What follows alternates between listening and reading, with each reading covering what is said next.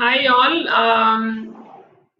Very happy to see you all on a Sunday morning. That itself says you're ready to do something for water and welcome all.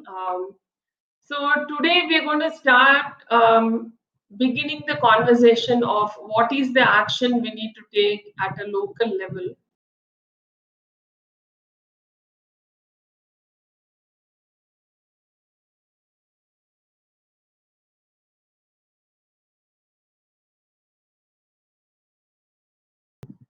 My video is stalled.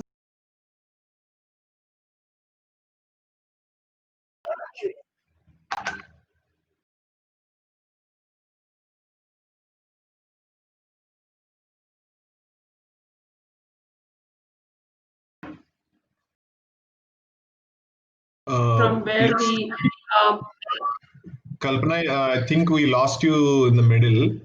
If you can repeat. okay, sure, yeah. So, welcome you all. I'm so happy to see you on a Sunday morning for creating some sort of a local action for water crisis.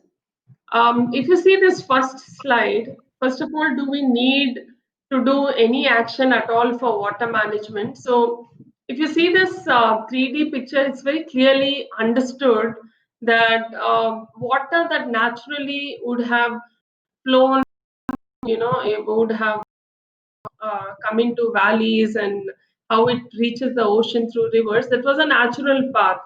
But we have hindered them in a certain way. And we've created our buildings and we've created and we have basically destroyed the water stories underground. And we've made these constructions which basically hamper the water flow. So if you take even lakes, we've encroached around them, and the buildings that are built are actually cutting out a lot of streams underneath. So the first time when I started working for water, this was the first realization that urban planning is not actually connected to the water story underground. I wish it was, because it would have we would not have hampered it in such a way. But planning cities also is a bit challenging. So we can't really, go with the nature's course, but we can alter it in a certain way where it makes it workable for nature as well. So we've anyway gone ahead, gone a long way, in fact, hampering a lot of stuff. So we need to undo this. And if you take like a citywide or a countrywide action, still we will need to work in small pockets to make this happen. Because if you take the government, see, most of the people, this is the only thing I hear almost all the time, that it isn't it government's job, isn't it they who should provide this, because we are paying taxes, we are paying our water bills. Don't you think that they should be doing all of this, or stopping us from getting into this crisis?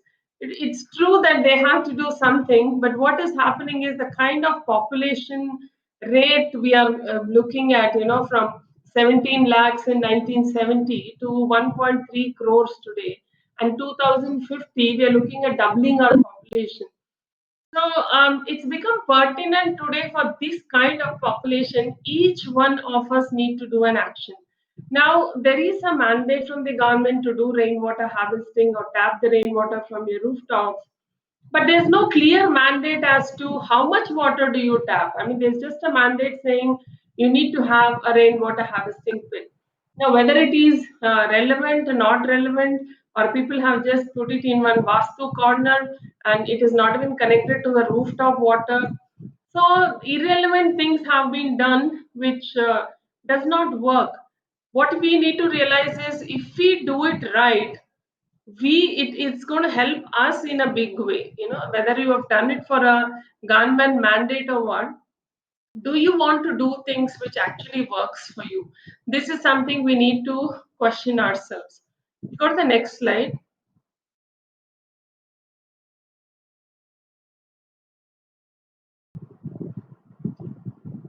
Yeah, so do we know that we import water to our cities? Many times in schools, colleges, and even corporate events, Many of us don't even know that we actually import water to the city. So most of our cities, if you see Indore, Mumbai, Jodhpur, Chennai, you just name the city and you can see we have moved away kilometers from the city and got lift irrigation possible, and because we have the money to spend on it, we have done it, and we have got water to our cities. Now if you see Hyderabad, we've started from our Gandipet Osman Sagar, and we went to Himayat Sagar 1930s, then 60s 70s we moved to the Manjira and Singur reservoirs. By the time it was 2004, we moved to the Krishna and Godavari beds. Nagarjuna Sagar first in 2004. 2014, we were already at the Krishna and Godavari beds. And now we are, 2020, we're looking at even Kaleshwaram. Kaleshwaram is again the upstream of Godavari for the Kaleshwaram comes from Maharashtra. So this is what our cities depend on. On most communities that I go to advise for rainwater harvesting, this is the only thing I hear. We have enough municipal water now. We buy tankers when there is no, borewell supply. But otherwise, the municipal is sufficient for us. But how long? We need to think, how long is this resource going to work for us? Already you would have seen in the news last week and stuff, the two government of Telangana and Andhra, they were talking, to work together for distributing Godavari and Krishna river water. Already there is a little debate going. Then if any political situation arises in Maharashtra, they are in the upstream Godavari, so they might plug that water. Kaleshwaram project will become redundant. And also, this government is good to spend this much of money on lift irrigation. So this is fine. What about the next government? Will their agenda be to spend this much money on lift irrigation? So there are many questions. We need to understand that this is not really a sustainable solution, and most of our rivers are going 50% dry.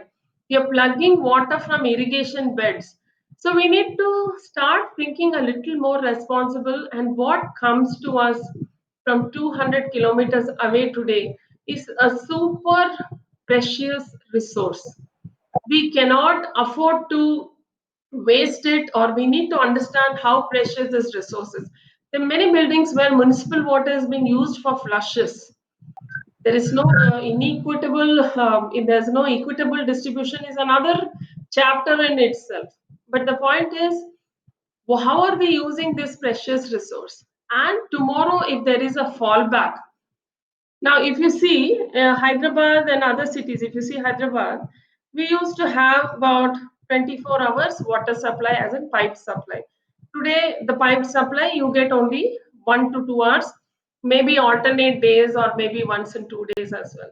So look at the supply, what used to happen earlier and what is happening right now. So this again gives you an idea of water is less, right? We are already started rationing it, even though we have spent so much on lift irrigation, and just the power bill for Godavari and Krishna is about 86 crores monthly for the government. It's a huge cost, and setting up the infrastructure has costed another. So why I'm telling these things are, we need to start thinking as a city, where are we heading? What is the future? Why? Because we need to worry about the future of the next generations. We cannot erase everything and give them nothing, and they really trust us that we will do the best for them. So I think few of us should begin this idea of working towards water diligently, so that we make it a movement. It should become a kind of a ripple effect. What one area does or what one street does, we should make it a ripple effect across the city.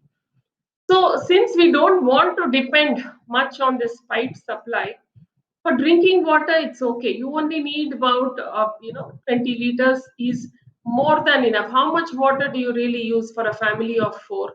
Drinking, cooking, that's all you need. You need anywhere from 18 to 20 liters is more than enough a day. So if you understand what is the other resource that we have, our groundwater.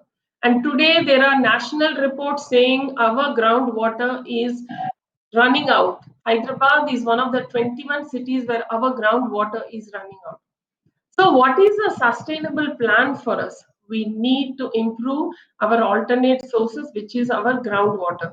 How do we improve the groundwater? Where do we recharge from? How do we do it? We have rainwater, which comes every year to your doorstep, and it doesn't cost you a rupee. It is free of cost. You just need to know how to manage this resource. Your rooftop is a resource, and your the surface runoff in your community is a resource. Now, out of 630 or 650 square kilometer area of the city limits, more than 320 square kilometers has already been built up or concreted. So, if more than half the city is already concreted, the permeable surfaces are lost.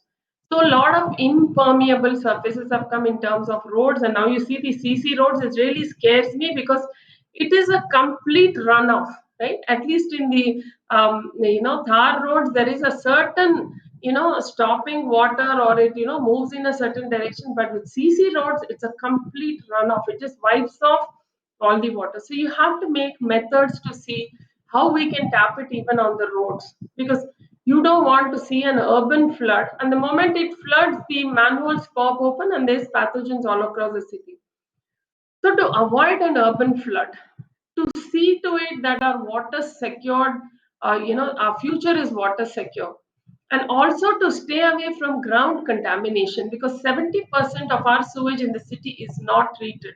It is sitting around in nalas and lakes and ponds around us.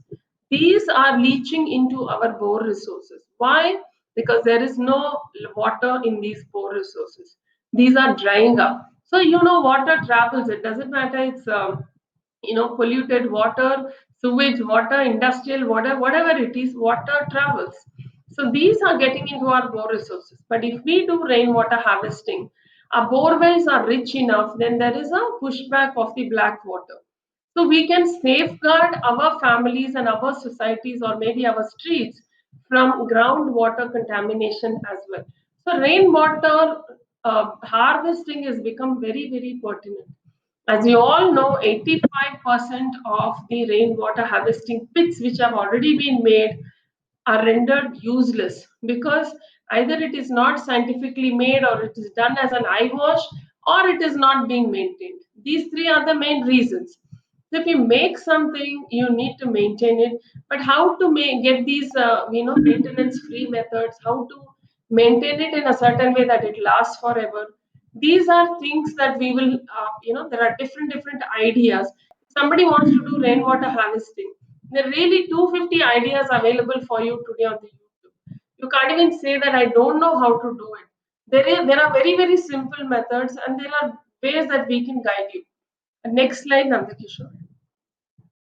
So we've seen our resources, we've seen what is possible, and I'll talk about the current situation. This is Delhi, the picture that you see on the left, that is Delhi. You see, uh, it's just flooded like crazy. I mean, the under flyovers, the roads, the underpass on the right hand side where you see it filled with water, that's actually an underpass. It's just full of water. So a huge amount of water that comes from flyovers everywhere. These cause urban flooding. So if you see the picture on the right, you can clearly understand why these are happening. Because you've hampered these pathways. There is no way for water to travel the way it had to, and you have come in the way of everything. So obviously, flooding. You see, flooding happens first in the areas that have been encroached around lakes. For whatever reason, this sense doesn't, prove a point to these people who keep on encroaching and building around the lakes. You are in danger if you're in a buffer zone. It's not about building, but you are really in danger, because these are the buildings that will go down first. So we need to have methods to again manage this water which happens around lake buffer zones. Next slide. You can Jaipur, Mumbai, Delhi, sit in our own Hyderabad. The Osmania hospital wards were in in a very sad shape. So it is very pertinent actions like water body around you. Just start with simple cleanups. I mean, maybe even I didn't know where to begin and where to end, but once you start working, you will figure out what next and keep moving. The first thing is to keep your surroundings clean, because the habit of throwing, the habit of littering is so huge in our country. See, the moment you step into another country, right from the airport, you know how to be. But why is it in our country it is so easy to throw, so easy to destroy a lake? Why should it be like this? We should change that, and we can change it at a local level. If you start working in smaller pockets, we can make this change. We can get we can be in charge of streets. We can make like street leaders, or just make this little change right from your community to your street. It's not enough only if your apartment community is clean. What about the surroundings? If those surroundings are not clean, they are getting you diseases as well. So we started working on lakes, we started working on rainwater harvesting across the city. Next slide. This is when we began work. We thought lakes, why? Because they are the largest catchment for rainwater. So lakes, any surface water bodies, they cannot be ignored. Next slide, Nandakishore. Yeah, thanks. So, but what we understood was working 4 or 5 years in this and getting many bore wells, recharged and working across the city and working in here and there. This is not going to solve our problem. The crisis is much bigger. We have a huge urban flood. We have this garbage throwing, and we have flooding drain systems. So, how do you address all three in a certain way? Next slide, please.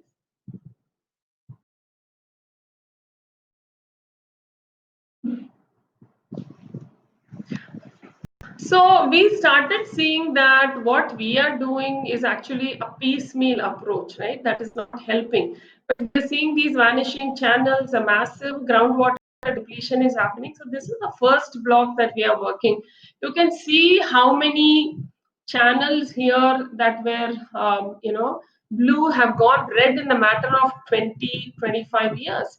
And that's a big deal. I mean, when the Niti Aayog report says 2020 your city is one of the city running out of water, it is 200% true. When you see such maps, you do understand this. And it's a completely tanker driven city, right? When we built a sustainable home, we made sure that we don't buy tankers. Like, it's been 9 years and we still don't buy tankers. Similarly, in our community also, we don't buy common tankers anymore. So tankers is another issue in Hyderabad. Just last year, in 4 months, the city has spent more than 220 crores on tankers. Yes, the government tankers made a sale of more than 20 plus crores, which is a lot of money. And urban flooding, I don't need to say, every time it rains, you know what's happening in the city. So we thought a piecemeal approach won't work. We need a whole city-wide approach now. Next slide, please.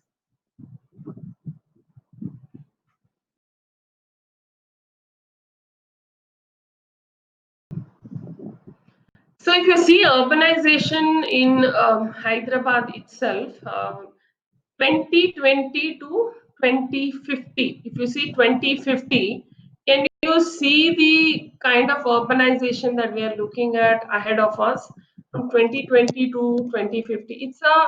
It's a huge development we are looking at from 2020 to 2050, and we're also looking at becoming twice the amount of population. The kind of groundwater extraction that is happening is huge. You look at how much of it, the darker portion, you see, it is more than 60, almost 70% of the city limits is actually over extracted and a critical zone. So you're over extracting, but you're not putting back water in it. And a very sad state of surface water bodies and stuff. And you can see the flooding every year. It is becoming bad to worse. Next slide.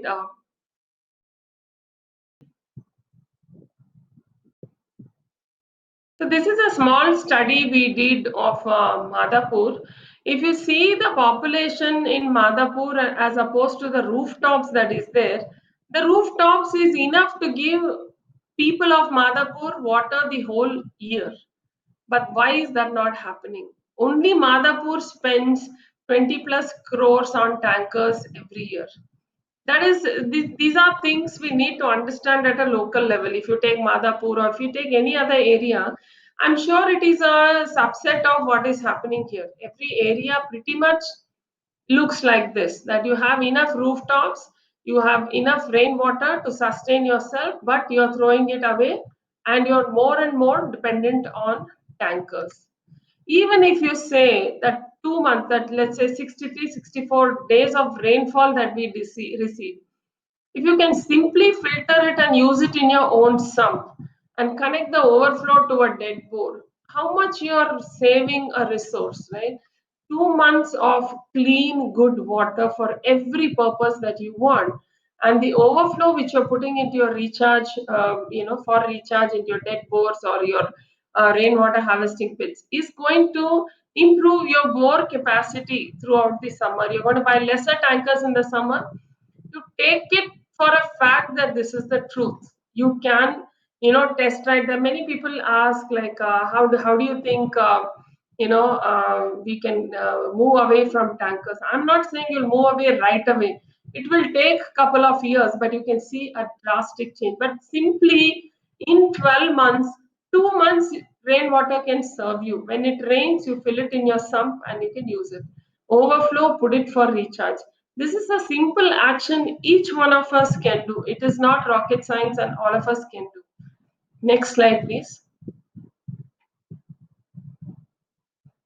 So this is what we started doing, dividing the city into 98 basins, and we have the first three blocks we are focusing on which the Kondapur Masjid Banda block becomes the first block where we are, actually working on a lake, working towards a well, and also to improve groundwater. We have tied up with communities, and we are doing some in the communities. Communities are taking up one or two, injection bore wells, and they are also doing it. So it's like a public participatory thing, but when they see results, that will be the impact that we have created. And we want to do more. We want to, study more on each block. We have done a certain study till date, but we are also trying to understand what is the moisture level in the soil that we've lost over the past few years. So it's a very detailed study that we are looking at, which will help us to see what more interventions should be made in this zone to improve the zone in every way. So if we create that one replicable answer, then this can be replicated in every other zone. See, the strata may be different, the understanding interventions may be different, but the methods and methodologies can be the same. Like, where did we start? How did we do the awareness? How did we map? So mapping is also very important block by block. We got a certain fund for this.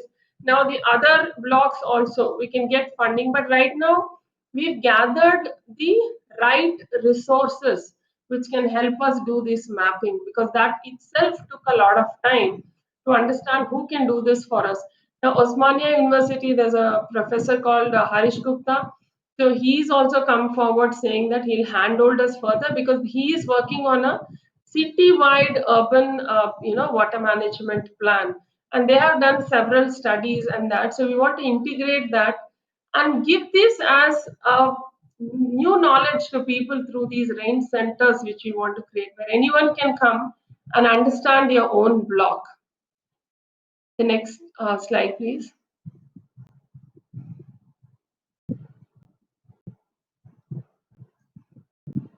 Yeah, I think we will move a bit faster now. So we want to train schools. We want to make schools part of it, because it's very, very important. In our own neighborhoods, we might have schools, or there may be schools where you are alumni or you are part of these schools.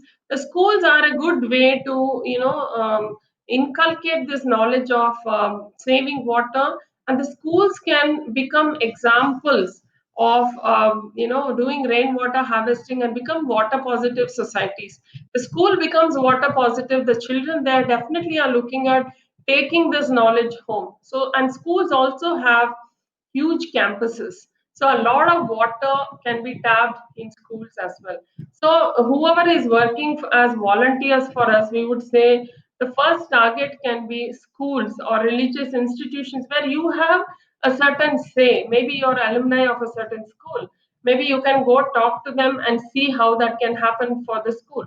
Or maybe there is a neighborhood government school where we can pool some money, crowdsource some money, and create a rainwater harvesting pit for them and make it useful for them.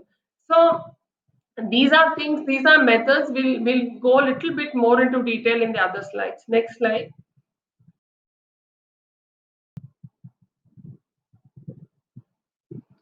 So when we say mapping, if most of you would want to understand what have we done really when we say a block. So this is what we've done. We've done a certain zoning in the block. When you see these green zones, you see red zones, you orange zones, and then blue zones. So blue zones are basically flooding zones, where small, shallow dug well kind of a thing will work because you need to tap a whole lot of water that comes as a gush. You need to put that back in the ground in a certain way. When it comes to critical zones where buildings are built, the best way is to store the water and overflow, put it in the dead bore. And there is a plantation zone, which is a green zone, where you can do plantation and you can do duck wells in this zone because there needs to be a lot of greenery, and that zone requires you to put back water through trees and stuff. So we've divided it so that we understand clearly what is the intervention. And if you see on the map on the left hand side, you can see we have clearly marked the areas where you see those red marks that we have made. Those are the areas which can actually take in a lot of water. So what the interventions can be done around these zones, but we've also made a physical study. Didn't go just by these maps. We made a physical study with communities and then identified those spots where we can do the rainwater harvesting structures. And in this year, we have done about 40 structures, including what communities have done with us, and that's a great effort this year. So hopefully, we will see some results, coming summer. The neighboring boards and stuff. How does it behave? But it takes at least 1 or 2 years potential of what we put back into the earth because we've taken years to erase it. It needs a lot more water to go in, but we've begun that effort. Next slide, please.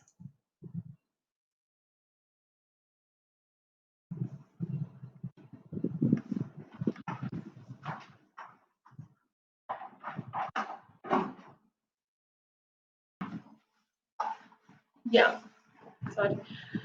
So basically, these are the different interventions that we've done, like cementing wells, silt, sort of a silt trap around these wells. We plan to do a few more silt traps because we've studied the water flow now. We understand a huge amount of silt that comes, so we need dedicated silt traps now. And we've marked these points, and almost all the 40 recharge wells that we've made or recharge bores just for the purpose of recharge that we've made, we've hit into good layers of aquifers where it can take a whole lot of water. The next slide, please. These are interventions we've done in our first zone.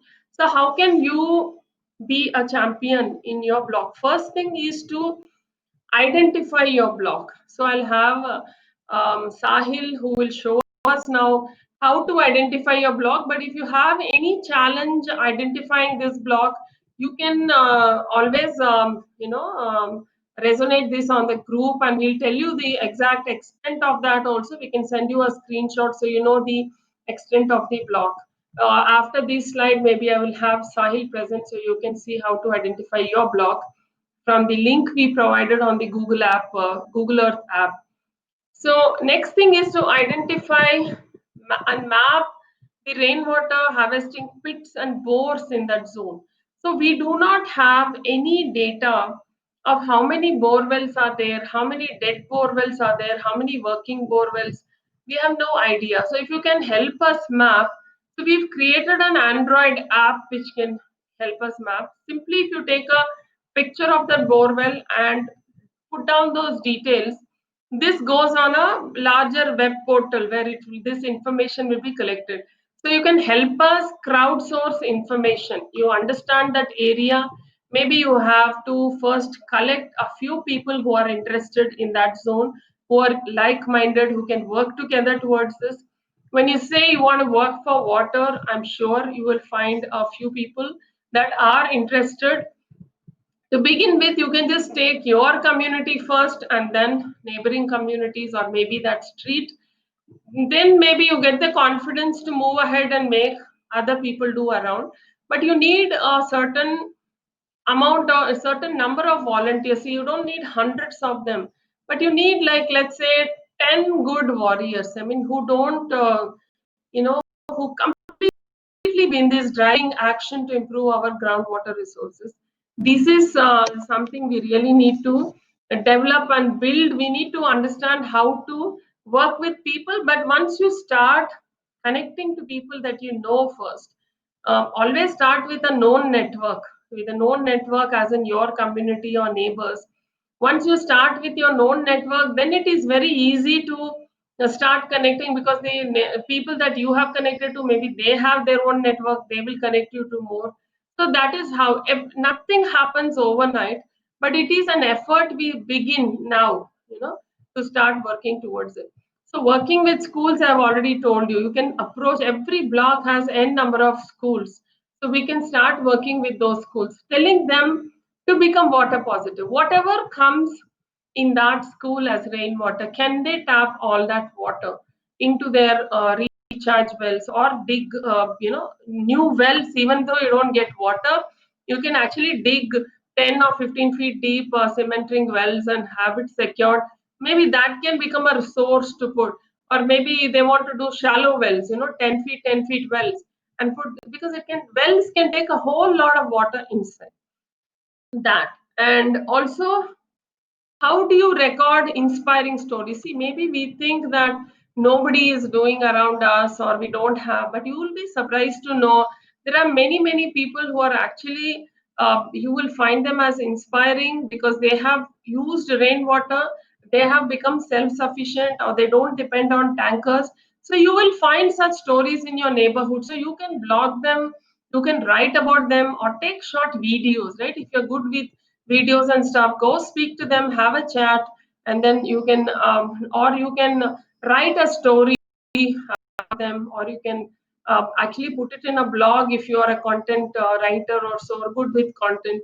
But you don't have to be great with anything. You're just putting a story, of what you've understood, how much they have benefited. This much I think all of us can do. And also, like, take an interview with them and then you can share it. So these things will become inspiring for the rest of them in that blog. So planning plantation drives, see, in the name of Haritaharam, we do actually a lot of planting, and we keep on doing them. But how to do these, watering right for these plants, these are something we will guide you step by step.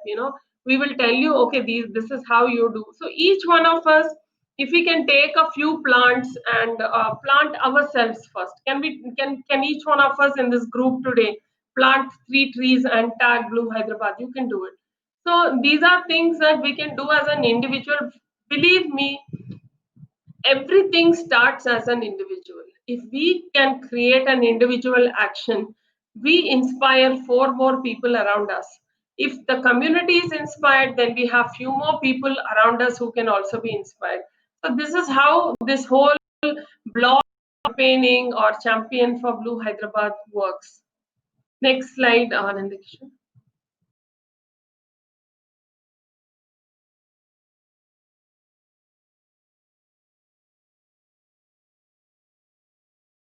Nandakishore, can you go to the next slide, please?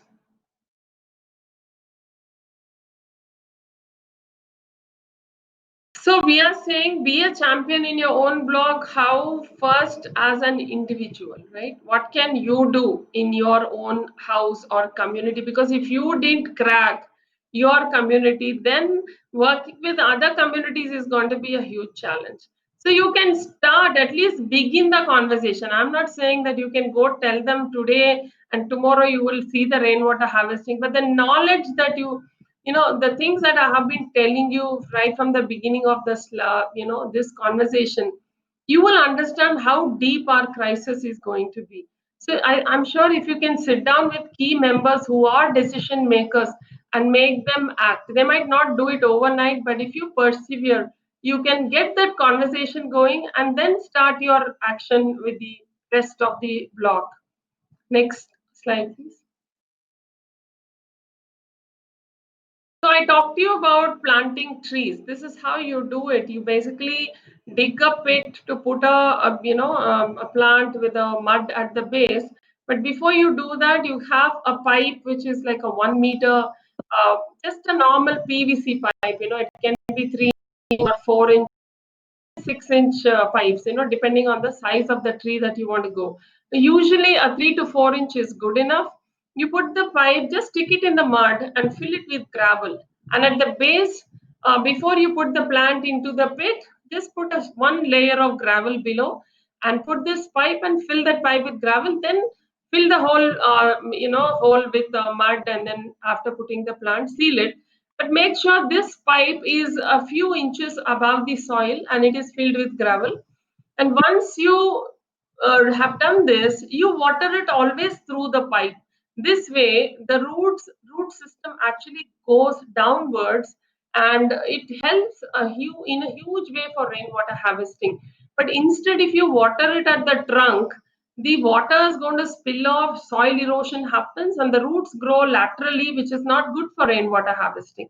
It will just keep the surface wet and help shrubbery and greenery, but it's not actually doing a deep rainwater harvesting. So this is one method we can adopt when we do tree plantation going forward. Every tree we planted this way, where we keep water through this pipe only, where water reaches the root and we don't waste a whole lot of water. We don't need water to keep water on top. Yeah. Next slide, please. So this is the app where we can crowdsource data. So in the group, we will be sharing this app where you can capture, and you have volunteers in the group who can help you how to do this. You have to first download this rainwater project app, and then it will help us geotag these borewells. It will give the borewell details. You can simply enter these well depth, address. You can put some comments. In the comment section, you can put whether this borewell is working throughout the year, or is it working only a few months in a year, or it is working throughout the year, whatever. That can be your comment. You have the address. You have the well depth. I mean, the borewell depth, usually people will tell you. And what is a well condition? Is it dead or is it working? And what is a well type? Is it a dug well? Is it a bore well?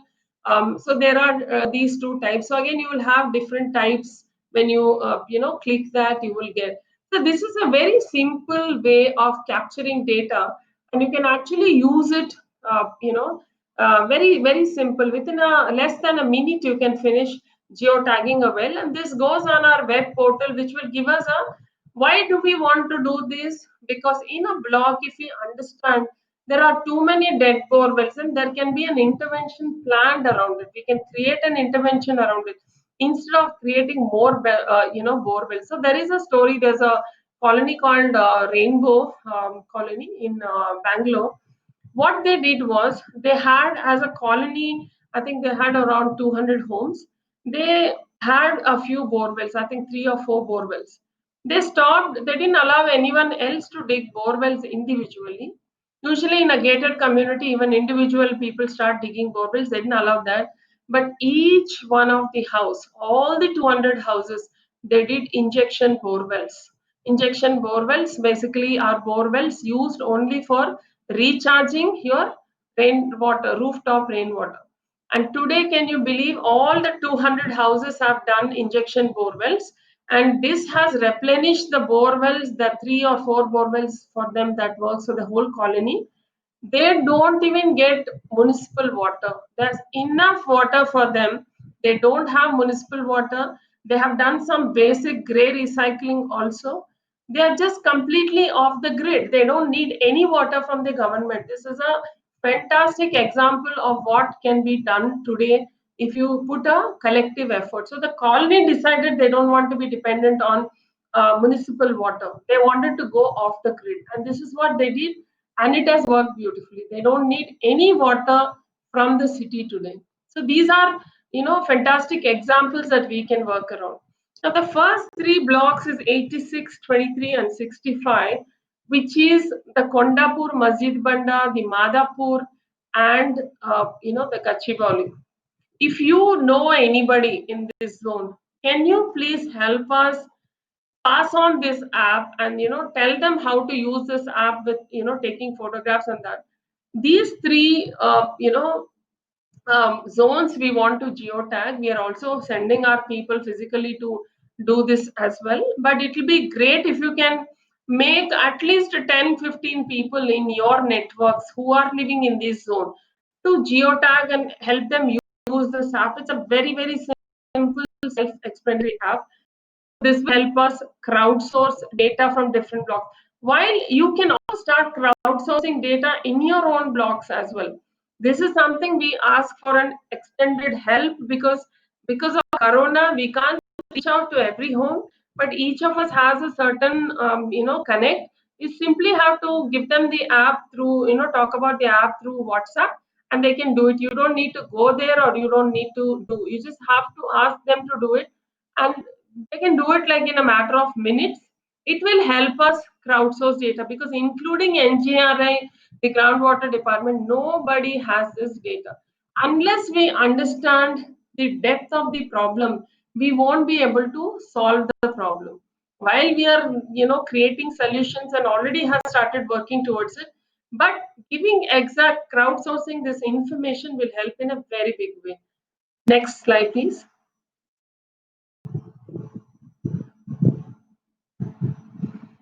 Yeah, so these are different methods and methodologies to do, but the simplest method anybody can go and instruct anybody is the rooftop water, which can have a simple inline filter. Rainy is one brand, there's Rainmax, another brand. There are few brands if you go on Amazon, or you can contact the company directly, because Amazon, I'm not sure of quality sometimes, but mostly it is good. So you can order through Amazon also the inline filters, and after it goes through the inline filter, simply it can get connected to the sump, which is an existing sump. Now you don't have to build another sump, and the overflow of that sump can be connected to a dead bore or a pit around a dead bore, so that it will start replenishing the dead bore. After the sump, anyway, the water gets regulated, so simply you can put a pipe directly and put it in the dead bore as well. It works. Direct gush of rainwater from the rooftop, you cannot put it in a dead bore, because of the force of water, there may be some fractures in between in the borewell, which might just loosen up and collapse. So you don't want to do that. But if you're regulating it, you're putting it after the filter, taking it your sump and overflow, you can actually connect it directly to the borewell as well. Here you can see different plants. We have plants for parks as well, and rain gardens, and how you can take what we call bioswales. These are some things you can Google and see, but we will help you for a street plan. See, for a private property, we do come and advise. There is a chart, and we can execute for them as well. That's another section of the rainwater project. That's another part of this project. But if you're doing anywhere in the common areas, we will guide you. If you tell us the site conditions, if it is really, really challenging, we will actually visit and guide you as well. But in common areas, wherever you want to do rainwater harvesting, we will send you the drawings. We'll give you site specific drawings where you can actually install or execute them in your own zones. So initially, if you want to, when you want to do, you probably have to go through some sort of crowdfunding from that street, or maybe you can ask a builder, if you know, in that street, can he take up these two? People do different types of charity, right? So maybe we can say that you can do. They have these boo andolan, right? Boo dan andolan, where you give up a space and you let people do forests in that. This can be like a Jal Andolan, where you can Jal Dan, how your own rooftops has rainwater. You can give that rainwater, and if individual homes don't want to do it, maybe on the streets, these three houses can put a common pipe and do a common pit together, for which all three can invest. So you can come up with these ideas and sensitize them so that this can be done. What is our goal? To put maximum rainwater structures that actually work on ground and improve our groundwater, because we don't want to be in this zone, red alert zone, where our city is running out of groundwater. We want to move away from that. So if we work zone wise, now how have we divided the blocks based on a certain watershed? So if you make an effort in that zone, you will see an impact in that zone.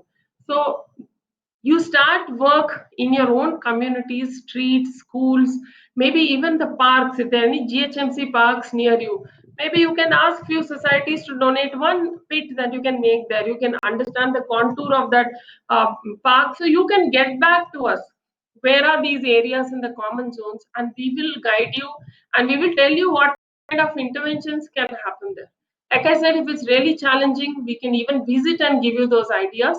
So this is for common areas and public spaces. But if anybody needs help in private spaces, we do visit and we do implement also, but that's another exercise. But I want you all to focus on common area rainwater harvesting, and private properties, you make them do, you sensitize them, you tell them, look, this is very important. And if we do in our homes, and if we do in common areas, together there will be a good collective action and we can work towards it. The next slide, please. So if you didn't do any of this, if you didn't understand, even after Corona, if you don't understand what is sustainability, what is dependability, if you didn't understand this, we are actually far away from making any change. Now, this again, like I keep saying, it is an effort to improve our groundwater. But how far these efforts go literally is in our hands. As a single person, whatever I can do every day for water, I keep doing. But everyone needs to think in a certain way. The moment you start connecting to your resources, first understand what are the different resources. Once you connect to water, then there is no stopping you. I can guarantee you this. Once you see a certain change, you have stopped a water logging, or you've made 4 houses do rainwater harvesting, it will empower you more, and you can actually get 100 houses to do rainwater harvesting in your own strength and knowledge. It is not some rocket science that you cannot do. It is simply anyone can implement this, because all of us have rooftops, you get free rainwater, you have your own sumps, and you do have bores or TED bores. Simply you can connect the three dots and make it happen. So this is an action that we need to do, because you don't want our future to be like this, where you are buying even bore water, you pay money and buy it. So it should not be the case, right? So my point is, if we didn't act today, we will be responsible for what's happening tomorrow, and we have to answer our future generation. So always think about the future, and not look at just today. Think little bit about what's the scenario ahead. We will be getting thrown into a socio political crisis also, because we are going to fight for water within our communities. I might have water, you might not have water, but ultimately it is like a big Coke bottle or something, where million straws are there in it and everyone is drawing from it. If this reservoir underneath is empty, everyone is going to suffer. There's nothing like you had water or I didn't have water. After a certain point, everyone will not have water. What if instead of taking out water, we start recharging as well? So I think today all of us will take this pledge, that how much water we have consumed till date, can we put back that much water before we die? Now, when we die, we don't know.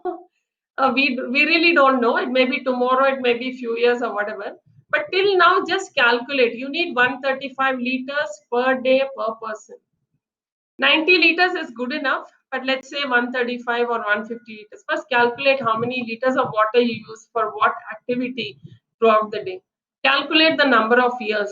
Look at how much water have you used. Can you put back that many lakhs of liters or crores of liters back into the ground? With the help of your community, other communities, you put like a water chart, right? How much of water have you put back? Isn't that going to be a great pledge that you will, work towards from today? Yeah, I think we are at the end of the slide. I think next. So let's make Blue Hyderabad a reality. Blue Hyderabad. See, there are many campaigns that happens, runs, walks, many things that happen. But after a certain time, you basically don't know what's happening with these, walks and runs. Do you remember the cost? Do you remember what you have to do? This Blue Hyderabad is not a cause. We are not going to do any runs and walks. We're just going to campaign to improve our groundwater level and make maximum number of rainwater structures, which are meaningful rainwater structures, happen, and make sure that every community manages their rainwater within their community itself or within the street itself. It will be a great action that you would have put on ground. Now I think we will open for a few questions. I know it has been a little long thing, but last few slides clearly will tell you, we've given certain pointers and activities of how to begin, where to begin. First thing is to make a small group. Let's say even if you have 3 4 people in the group, slowly it will grow. You make a group for your block or your zone, get few like-minded people and talk about the action that you want to do. You can be innovative, you can come up with your own action. In fact, it will be inspiring to hear from all of you as to what kind of action you think can happen. You can actually put it in a group, we can all discuss, and it'll be nice to cross learn, because I'm also not an expert. I have learned a certain thing in the last 10 years, but maybe there is something to learn every single day. Maybe you have better ideas to make this happen. So I've told you the crisis, I've told you what we can do, and what will happen if we didn't do anything today. So it is really something to think. So I think we can go to the chat box and see. You have any questions, you can put it on the chat box for us to ask. Kalpana, I think Sahil also needs to present something, right? You want to do it later? Yeah. Sahil, do you want to show? See, first we want to tell you how to identify your block. There was a link shared. So Sahil will actually show you how to use that link and identify your block. But if you still have a challenge, we'll give a screenshot of your block for you to begin with. If you just give us your location, we'll do that. Sahil, yeah, you can present it now. Yeah, sure. I'll just share my screen.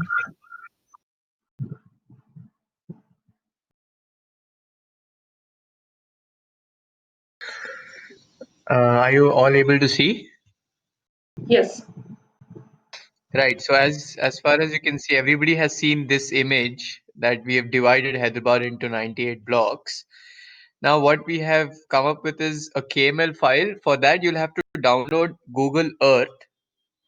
And once you download that, we'll share this file with you in the group, and you'll be able to see something like this once you download Google Earth.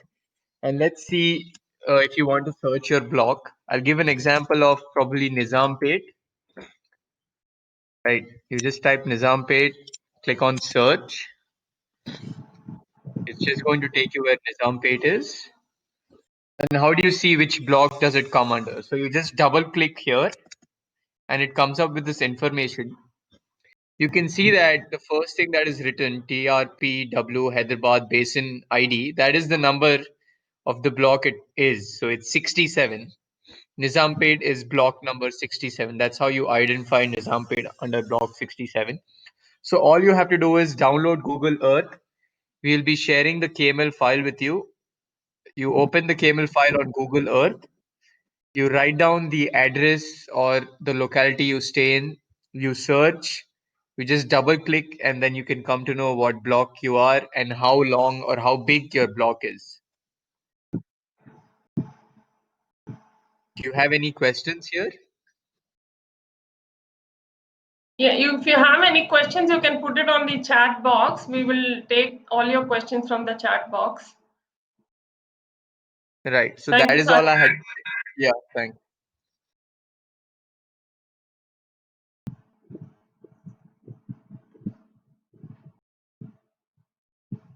Yes, Soumya, can you curate the questions or start?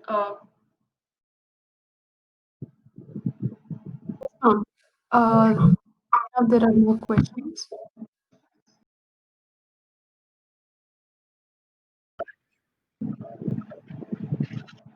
I see there is one question in Q&A by Srinivas. Do we Okay. get the recording of this webinar?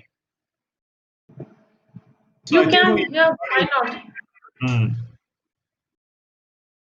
Can we We are recording the webinar and we will share it in the group. Yes, you can.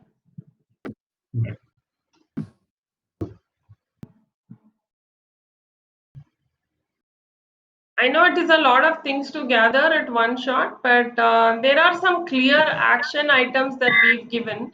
So, whether you plant trees or get someone to do rainwater harvesting, you can record the number of liters, and put it on social media and tag as Blue Hyderabad, so we know there is an action, that you've done for Blue Hyderabad, and it can create a certain inspiration for others also. I mean, the moment you put it on social media, 10 people will start looking at, okay, what is this about and that, and they will connect with you, and you can, kick in more action.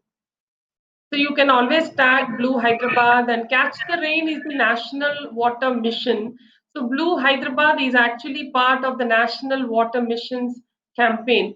So in case we need any permissions in any block through local authorities and stuff, we can say that we are part of the national mission at Blue Hyderabad, and I can, send out a letter, and you can use that letter. So to connect to the local government bodies in case you need to address certain things with them or get permissions with them.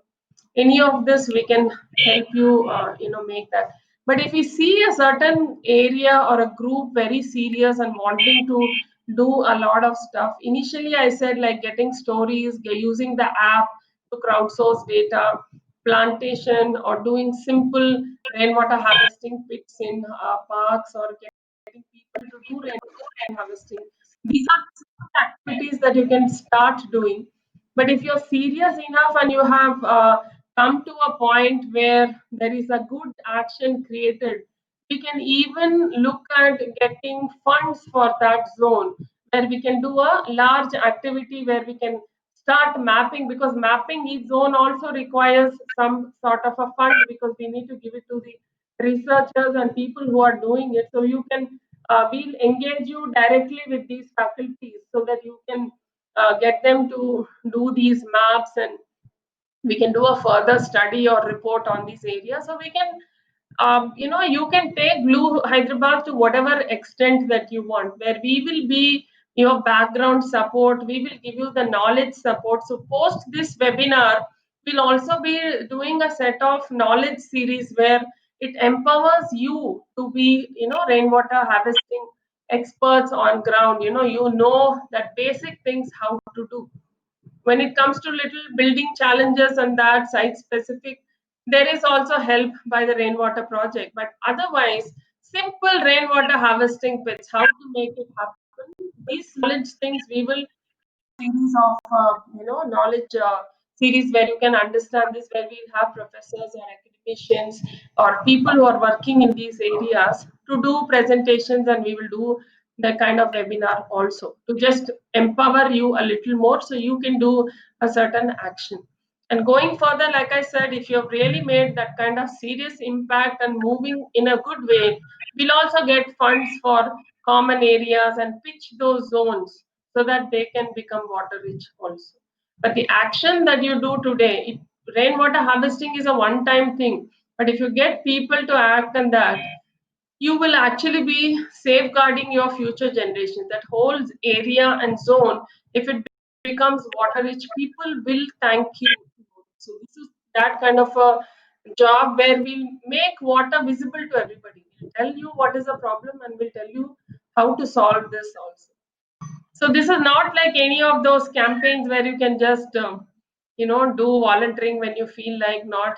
Please take it very seriously, and I'm sure you will start inspiring. See, first thing is to act on your own, what you can do, and then get more people in it. It will become so big that there's no stopping this. You can inspire a whole country by doing a certain block of yours. We can go, because we are with the National Water Mission. We will be capturing all these stories, and it will go on the national platforms and media as well. So it will be an encouragement.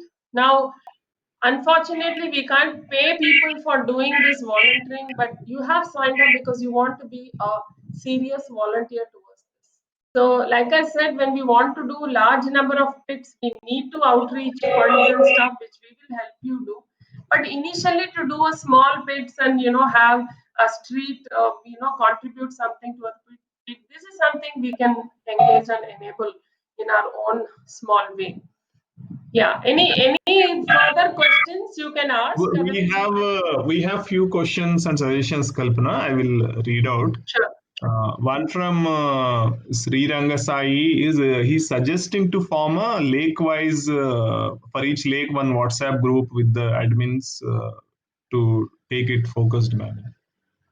So instead of lake-wise, I would say take a block. In that block, maybe there are 3 lakes or 2 lakes, or maybe sometimes 1 lake as well. So take it as a block and then work towards it. Because it is not just working on lakes. Working on groundwater is a major thing that you have to do. Lakes are part of it. But if you work only for lakes, that's not going to be.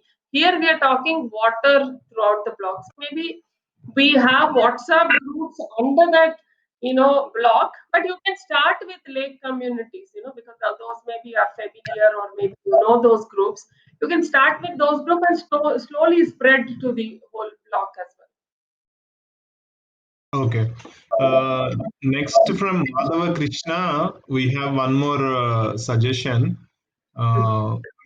He's saying if the people who are having more success in pushing the neighborhood to do these rainwater harvesting structures or water harvesting, if they can tell and share their experiences on how they are able to make the success, maybe it will inspire others and learn and implement it in their areas.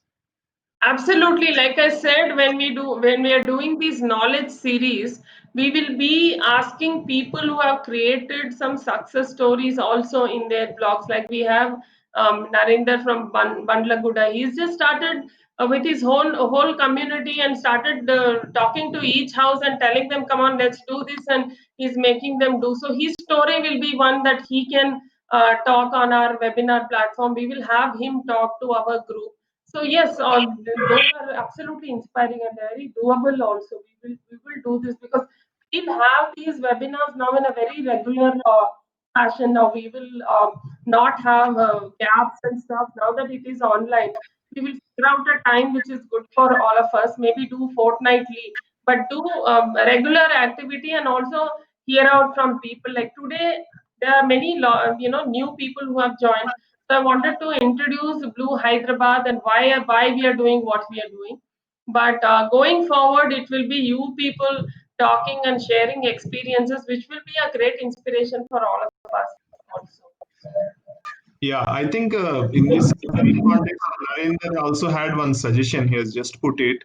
He says it would be good to appreciate few water warriors who are doing excellent job. Absolutely. Like what I'm going to do is see for 98 blocks, we need 98 leaders. And once we present it to the government, what is it that we are doing? We can take it to the national level and present it. So we have these channels now. So we will be writing your inspiring stories, we'll be blogging these stories, and it will be captured in national networks and stuff. And we will be recommending also for awards and such to people who are actually doing a lot of work on ground and they truly deserve it.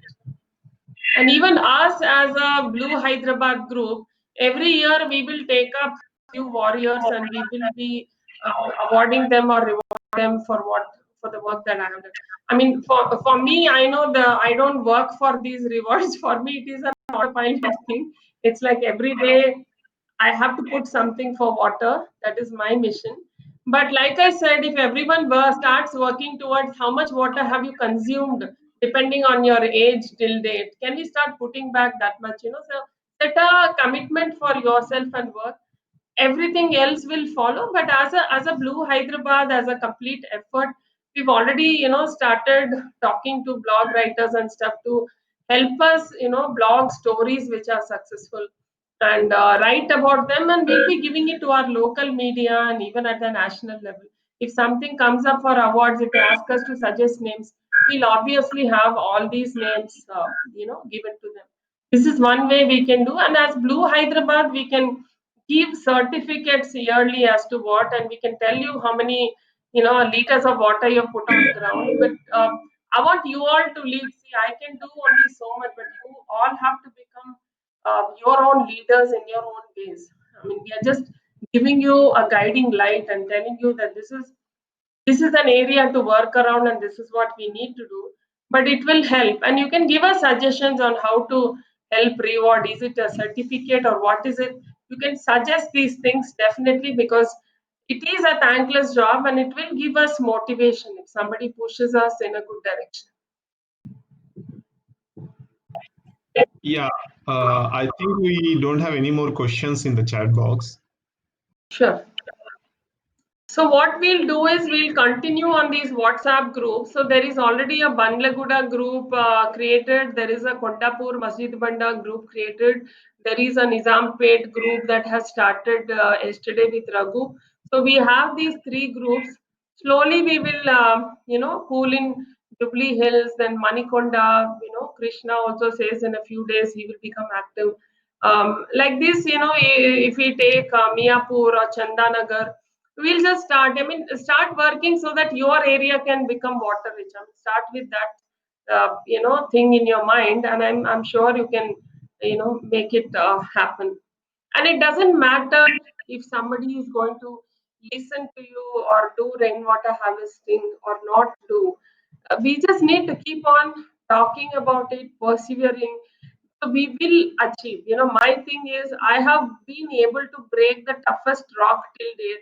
So I know that this works. I mean, you just need to keep on persevering and it will happen. It doesn't matter you've not, your target was, a few lakh liters and you've made it to only few thousand liters. It doesn't matter. Every liter, every drop actually matters. So if with that intent, if we work, I'm sure we can make it very big. So we'll now interact on the WhatsApp groups, whatever kind of hand holding you need in public spaces, we are here to do. We are here to help. So if we make like a project plan for a block, we can do an outreach for funds there as well. But as an example, we can show that this is what we've done in this block. So this is what we want to do in another block. And we can sit and work out on a project plan and we can make it happen in those blocks. But any schools, institutions which you are directly connected to, definitely you can work towards that and capture all good stories in your blogs, and let us inspire more and more people with these kind of improvements that's already there on ground, because I'm sure there are hundreds of beautiful stories who have done excellent work but we don't know about them. So let us bring all of them into the light. So we'll connect on WhatsApp groups, and thank you all for joining the webinar today. It's been wonderful, and Soumya and Sagar have done a great job of connecting to people and speaking to them. They will be calling the rest of the people who have signed up also, just to get a feedback from you all and what you expect and what is the kind of work that you can help us do. So I know all of us are busy, but if in our busy schedule, if we don't take up water as one small work that we have to achieve, I don't think anybody else is interested to make this happen, neither government in a big way or not the city. So I think it is up to us what we want to do or not do. I will simply keep continuing my work. More warriors join, more the merrier. That's it. We'll just make larger impact on ground. Thank you so much for joining us today. Thank you. Thank you, Nandakishore, for taking care and coordinating this whole webinar. You're always there to help. Thanks, Welcome. Sahil. I think there are a couple of queries. Maybe I can quickly, Sure, can. The one is about the WhatsApp group. Suggestion is to keep it open, and if anybody is forwarding any other messages, we can probably block them or take some action. But they want the group to be open. Yes, yes, I will do that. Actually, someone suggested that we are losing the Google link and that for the webinar. So just yesterday, I had to change the settings of WhatsApp, but it's already changed now. Sagar has already changed that WhatsApp thing. Others could be very mindful. That, yes, there are many, many good things happening. Post everything on this group. So just make sure discussions are around water because they may be important questions open for that. Yeah, I think the other suggestion Thank you, was Nandakishore. the last query was to share the KML file once again in the group. Yeah, we will send the. I don't know how much of the KML file can be sent really, but we will try what is actually working because many people are having challenges. So even if you give us a location, we will do a screenshot and we will send it to you. The entire KML file, I don't know because it's very heavy. You can't share it in this.